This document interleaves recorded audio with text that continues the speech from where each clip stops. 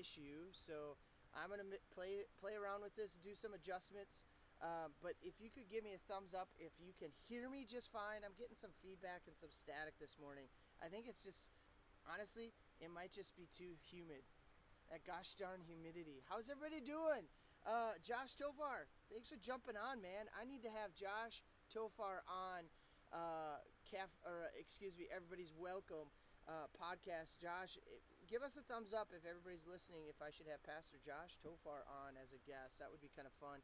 Jeannie Canfield, good morning to you. Barb Walk, good morning. Hope you're doing well. Thanks for joining us. Amber Ebert is watching as well. Amber, it's so good to see you as well on here. And if you remember, Dr. Amber was on last Monday, or just this week on Monday, and if we talked about racial reconciliation, systematic racism, all that good stuff, and what we can do in the home. So if you didn't see that one or you missed that episode, you can go back and you can watch that on our app.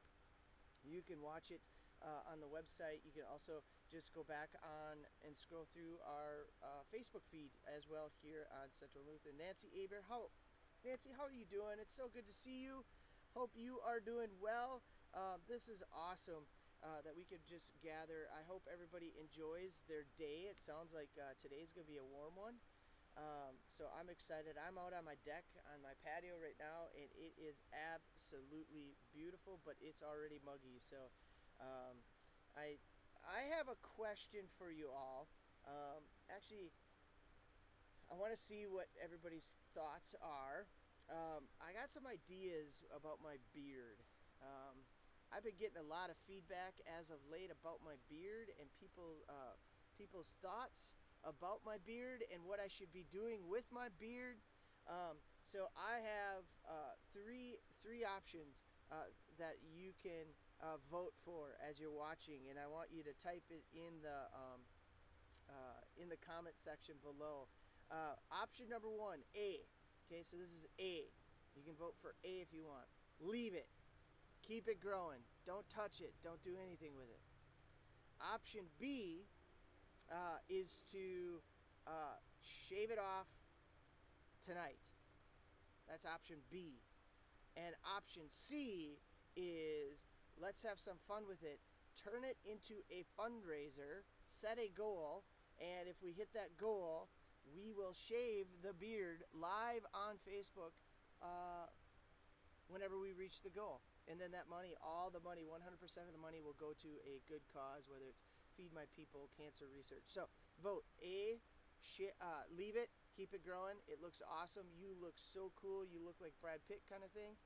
B, shave it tonight. Or C, let's turn it into a fundraiser and have fun with it. I want to see what you all think we should do. So, hey, joining me today is a really good, he's a good friend of mine.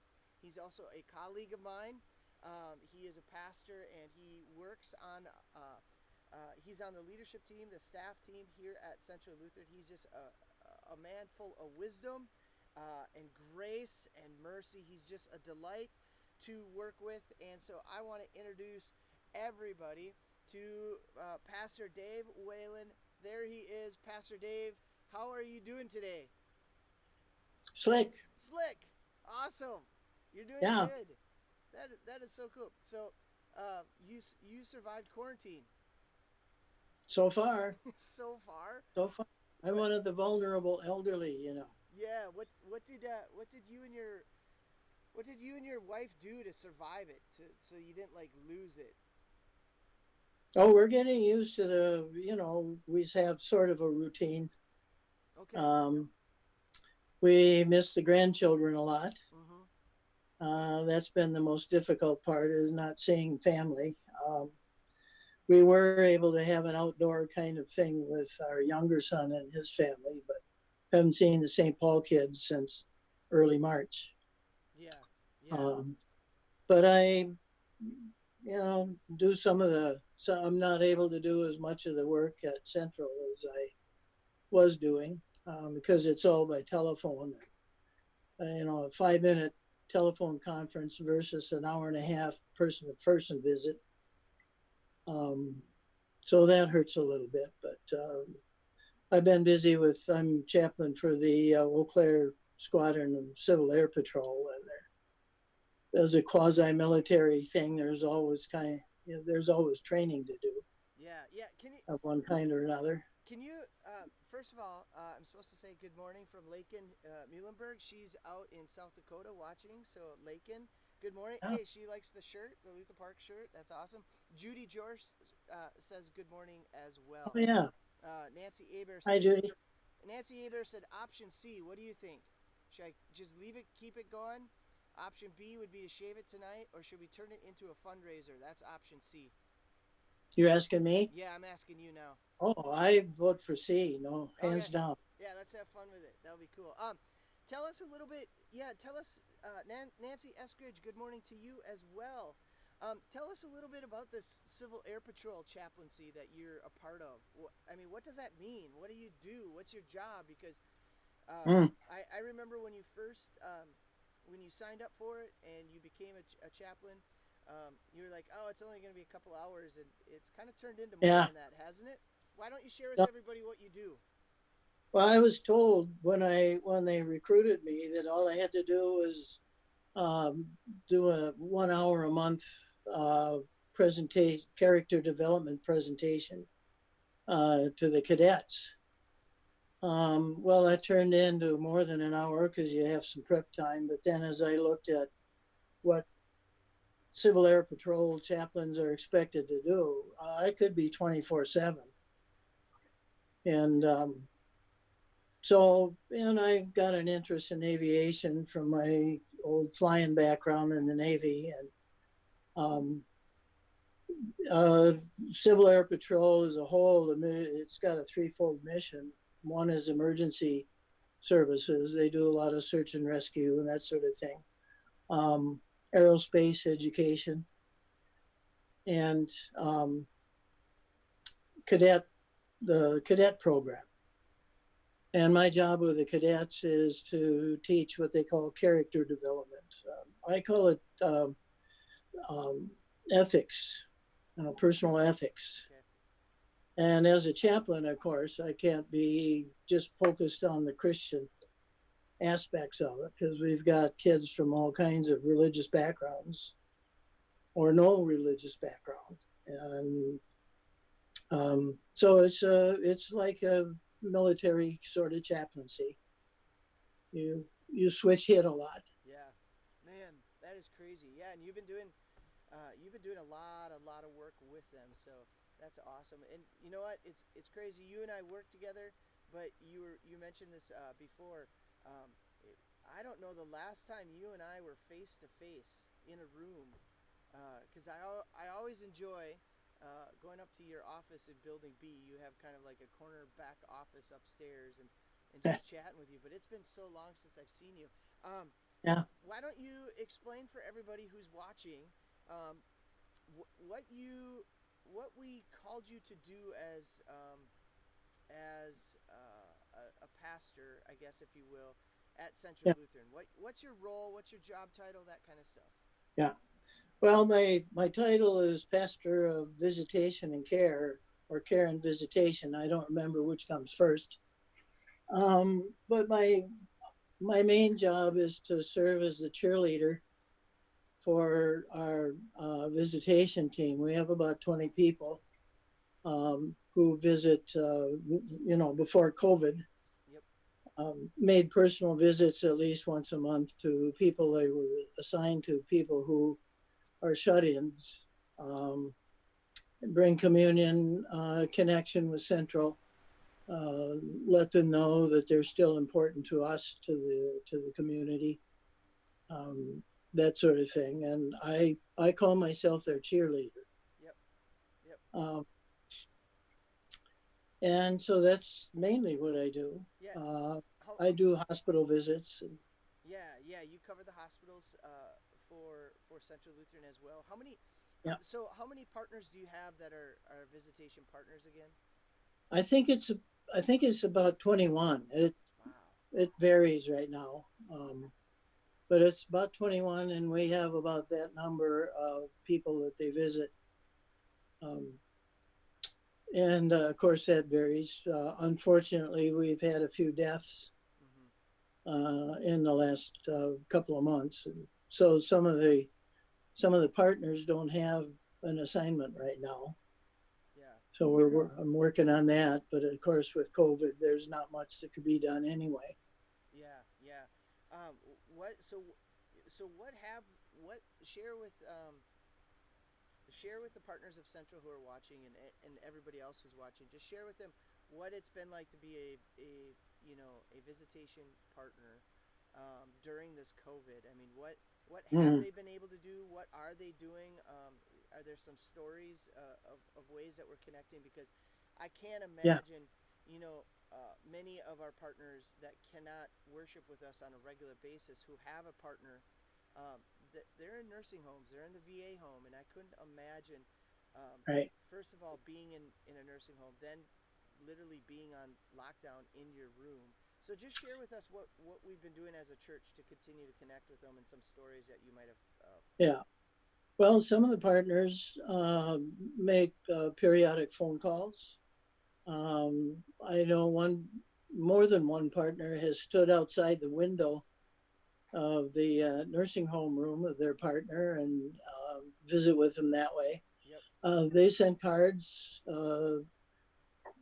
One of the partners writes a letter to his partner occasionally, and the difficulty I think particularly with some of the nursing home residents are they're not able to talk on the telephone. Yeah. Either they don't have one, or they can't hear very well, or um, various medical issues cause them not to be able to speak very clearly or understand. And so that's been difficult for the partners who have a partner like that. Uh, Even partners in the home, of course, we're not visiting personally because we don't want to expose them to anything. Right. Right. So they've been doing what they can. Yeah, I saw the. I think it was early on. It was Palm Sunday. There's a picture of one of the visitation partners outside the window of Oh yeah, a central partner, and she had taped the palm branch onto his window, and so forth. It was just it's unique.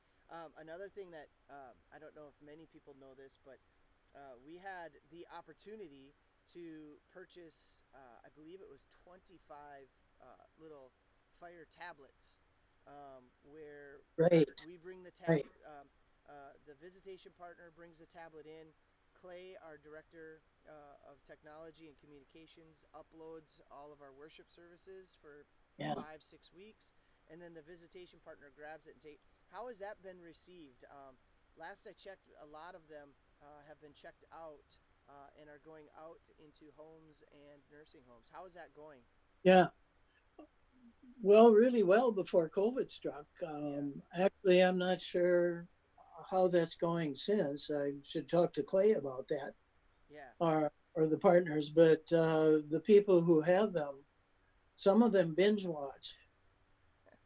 They go through all 5 or 6 worship services in one fell swoop, and then they're calling for more. yeah, yeah. I think Uh, it's a.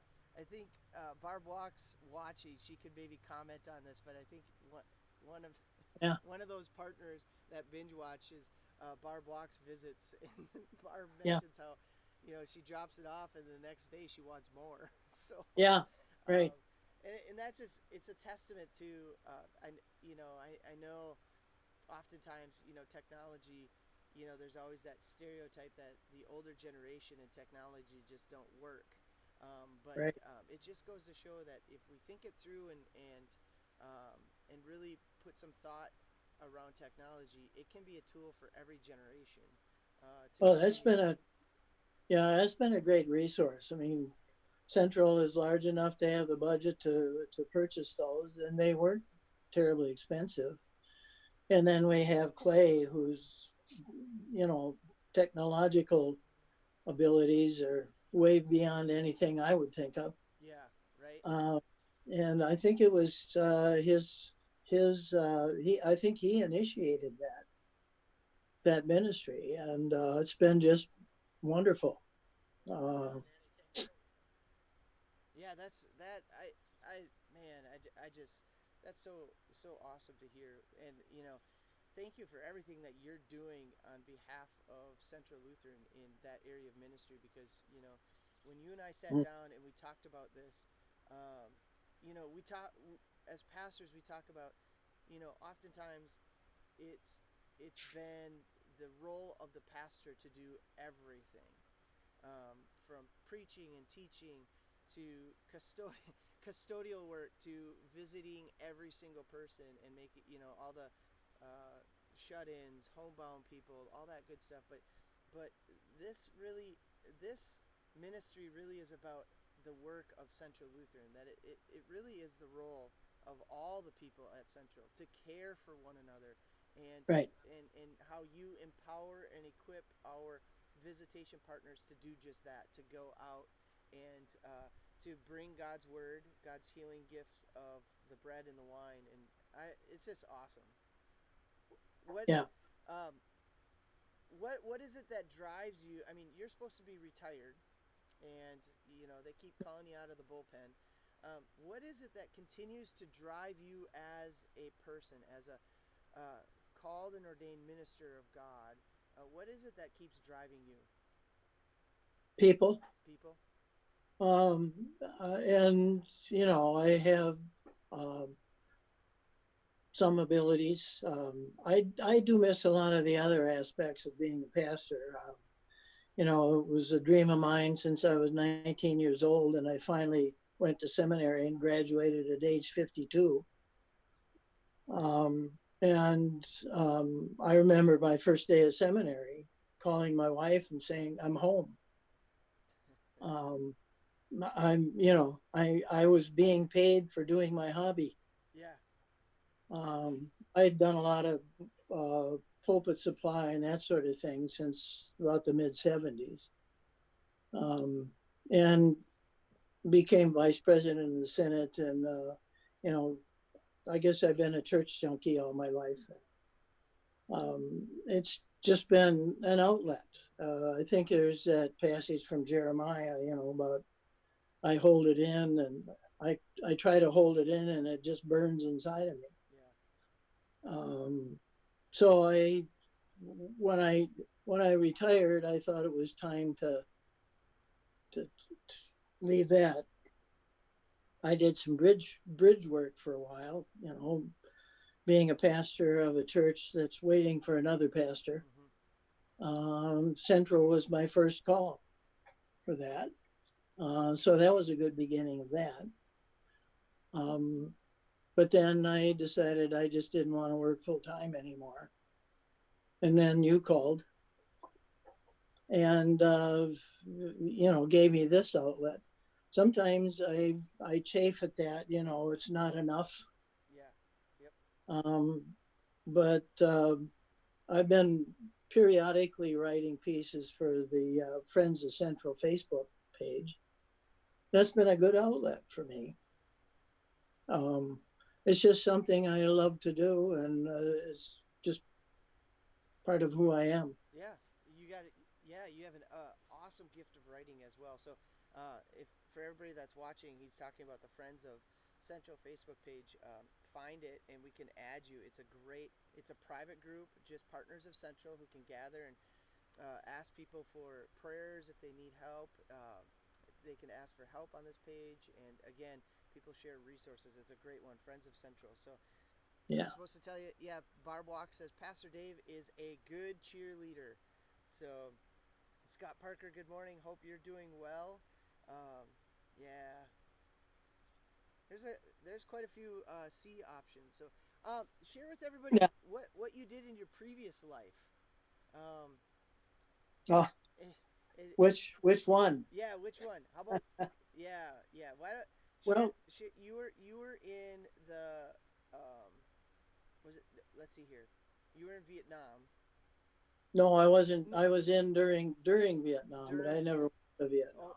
okay. So, Yeah. what branch were you in? And yeah, Yeah. just kind of highlight your previous life.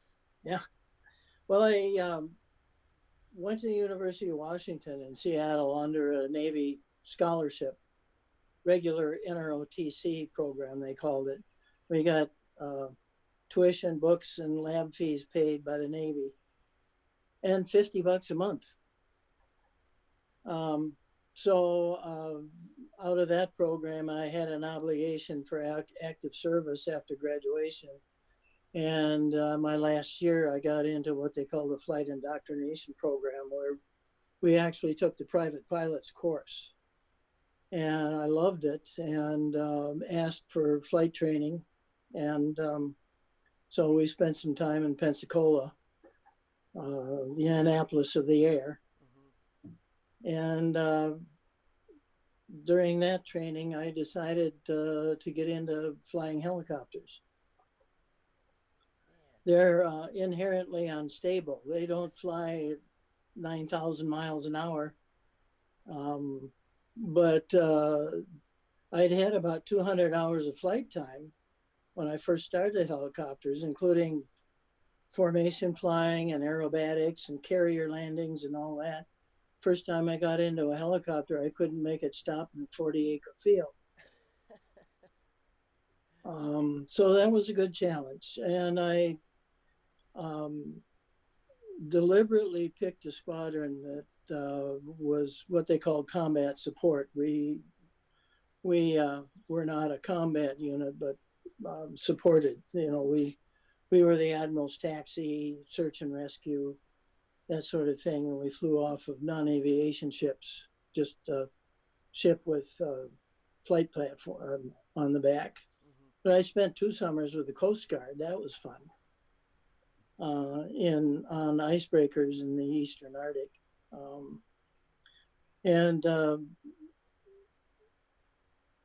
I decided toward the end of that, my obligation that, well, I came home from a 7-month cruise and my 1-year-old son had no idea who I was. Yeah. And that just broke my heart. And so I decided to leave active duty, got into law school, practiced law for 23 years, all the while chafing at, like I said, I was a church junkie. Yep. Majored in Reformation history in college, and got into when the church merged in 1987. I was elected vice president and chaired the Senate Council for 4 or 5 years. And toward the end of that, I talked to the then Bishop Gary Knutson and said, "Am I crazy? I'm 47 years old and I want to go to seminary." And fortunately, he and Dick Breezehoff, who was one of the Senate assistants at the time, really were very supportive. And I wound up doing what I'd always wanted to do. But I'd have been a lousy pastor, though, at 25. Yeah. Why is that? Well, I was just full of myself. And I think, I've mellowed over the years. And, and of course, life experiences help. We were very, very involved in racial issues. I was based in New Jersey, an hour out of Philadelphia and an hour from New York City. So very, very diverse place. Yeah. So I had a lot of good life experience that I can bring to the ministry. And you do that, and that's why I enjoy just sitting down and whenever I have questions or I'm stumped or I need to look at things, in all different directions. You're just such a great resource, and I really appreciate that, to be able to sit Well, down. I think it's mutual, Sturge. It is mutual. I say, I knew you when you were a counselor at Luther Park. And I like to say you've mellowed since then. Yes, I would like to say that too. Just ask my wife; she might she might disagree with you. Hey, a couple more minutes left. Let's spend just some time. I'd love to hear your perspective with everything that's gone on. Just the let's just say the year of 2020, right? I Yeah, mean, we are middle of June. We're halfway through 2020, and from the COVID virus to everything that's happening around the George Floyd murder, in the in racism. Um, what do you believe the church needs to do now more than ever, or better yet, um, what can the church be doing in this day and age where mm, we're experiencing stuff that I've heard uh, your generation, you know, even the older generation say we saw some crazy stuff, but this seems to yeah, be really crazy what's happening today. yeah, yeah. Well, yeah. I mean, I lived. I was became an adult in the '60s, Mm-hmm. and as I said, we were pretty involved in racial justice issues in New Jersey, and then when we moved to Madison, and of course that, in a way, there was some similarities. I mean, Vietnam was going on at the time. So we had two major social issues, clashes over those issues, as we do now with COVID and still racism. I think the thing that's different this time is, I think, as you and I talked, people are more aware of it. Mm-hmm. Everything is filmed or videoed these days. That's different from the '60s. Yeah, and And I think the term I think the term that really opened my eyes now is white privilege. mm-hmm. That in a way, all of us white people are racist, particularly those of us who grew up in an area of west central Wisconsin that's very white, and of course we're part of a larger denomination that's the whitest denomination in the country. Mm-hmm. Mm-hmm. Um, and so I think as a church, as a denomination, the best thing we can do right now is listen and continue to preach the gospel of Jesus' love and of God's mercy, and grace. Yep. Um, do what we do, but at the same time keep an ear open for um, areas where there is injustice going on, and realize that we're part of a system that has imposed that injustice for with black people for more than 400 years. Yeah. Yeah. I remember a racial incident when we lived in Madison, and our neighbors happened to be black. And I remember a conversation with them about how we deal with that, and I said, I don't know if I'm racist or not. You're going to have to tell me. You're going to have to show me. Mm-hmm. And I think that's a way of saying, I need to listen to what you have to say Yeah. about how it is to live as a minority in this country. Yep. I also, I'm also thinking about how the church, how central can be a place that, I know it's really really hard to do, but the recognition that we're all children of God, we're all created in God's image, Yeah. and to be a place where we're to be the big tent, the Yeah. proverbial big tent, and for me it feels like it gets harder and harder and harder to do that. And what I've another thing that I've really noticed this year, and it's been going on for the last forever, but I'm just saddened at how divisive we are making things. Yeah. The fact that we can make a virus that divisive, and the thing about that is as I watch that, that's what the enemy loves to do. The enemy Yeah. loves to divide us and then conquer us, Well, because we're fighting amongst each other, and so yeah. um, I think of Martin Luther King's comment that hate cannot drive out hate. Only love can do that. right, I'm a bit of a Civil War buff, and you talk about polarized politics. we went to war with one another.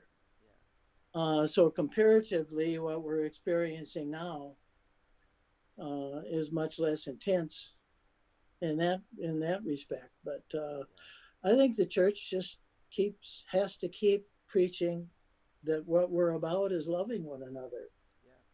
Yeah. And how do we do that in a polarized community? Yeah. And that we Uh, last on Monday's episode, Dr. Ebert said, when she held up the Bible, she's like, really, it begins with just loving God, loving people. And I'm like, exactly. it's Yeah. fascinating, Dr. Ebert, that you said that, because that's really our go-to phrase at Central. We are called to love God and to love people. And she goes, and then she said, imagine what the world would look like if we all just did that. And Yeah. I'm like, oh Yeah. my God, it would be bliss. Yeah. It would be awesome. So I was impressed when I started back with Central a couple of years ago now. The four Chippewa mm-hmm. mission statement. That is wonderful. I Yeah, can really get behind that because we are for Chippewa as people of Central, and it's not limited to Chippewa. right. That we're flawed human beings, but somehow or another we want to learn how to muddle through this mess uh, together. And I had a colleague whose mantra was, somehow God will make something out of this mess. Yeah. Yep. Everybody's welcome, because nobody's perfect. Yeah, And through our messes and yeah, through our imperfect beings, with Jesus, anything then is still possible. So, absolutely. exactly. Pastor Dave, you're just a delight to have on. Thank you so much for taking time this Mm. morning. And I could sit and listen to you talk all day. It is so cool. Ah, So, and I hope we'll see each other sooner than later. yeah, In the meantime, you take care of yourself. And again, thank you thank, so much for being on. you're welcome. All right. And good. Good Take talk. care, Yep. everybody. Good talking to you. And I'll talk to you later. Okay. Okay, All right. Bye bye. bye. So there you go. That was Pastor Dave Whelan. Such an awesome pastor, colleague, mentor, and friend of mine. So I hope everybody that was watching, that you got something out of that you learned about a little bit about Central Lutheran. And as I've always been saying, is the Central has never closed. We have always been open through all of this, and Pastor Dave and the ministry that he leads is a testament to that. And all of our visitation pastors, I know we have a couple visitation pastors who are watching right now. I just want to thank all of you visitation pastors for doing God's work and continuing to connect Central to all the people, to connect Central to the people who cannot be with us on a regular basis. So it's so great. All right, keep voting. I see we're split kind of between B and C. I don't know why anybody has chose A. So again, vote A. Keep the beard, keep it growing because it looks awesome. B, shave it tonight. Or C, let's have some fun with it and turn it into a fundraiser and raise some money for a good cause. You just let me know. Keep commenting. It's awesome. Just a reminder, tomorrow, Thursday morning, join us on Facebook Live for First Cup. A simple way to bring God into your life with the first cup of coffee. Bring Jesus into that. It's a meditative guided prayer for about 5 minutes. That's tomorrow at 7 o'clock. And if you get up and have coffee at 9 o'clock, you can still watch it and can tune your life to God in the morning whenever you get up. Sunday, we have worship. I hope you can join us at 8:30, 10 o'clock. We have something in the works, something a little special for all the dads, all the men. So you don't want to miss that, but join us for worship, 8:30, 10 o'clock. And then next Monday, we're going to be right back here again for the Everybody's Welcome podcast. And it will be a Father's Day edition. And coming to you live will be my father. He will be on. It will be a nice little special edition. You can all see and hear from the man who shaped me. and created me. Woohoo! It's going to be awesome. So you don't want to miss that. Come and join us. But everybody, take care. I love you all. I miss you. Continue being the church in our city. Continue being for Chippewa. And I will see you this Sunday. Have a good one, everybody. Take care.